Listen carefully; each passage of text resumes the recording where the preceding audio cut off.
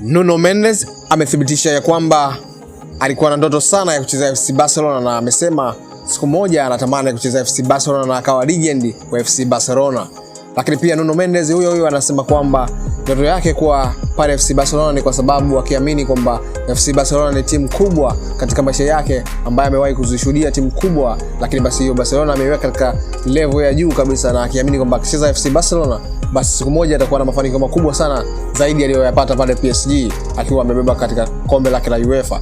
Lakini pia Nuno Mendes huyo anasema kwamba FC Barcelona endapo hata leo ikimhitaji basi yuko tayari kwenda FC Barcelona kwa sababu ndoto zake zitakuwa zimetimia za kucheza FC Barcelona, na huko akiamini kwamba atakaenda kufanya mambo makubwa zaidi na atafanikiwa zaidi kwa sababu anakiona katika kikosi cha FC Barcelona. Basi akijiangalia yeye pale anaamini kwamba mafanikio yatakuwa makubwa sana.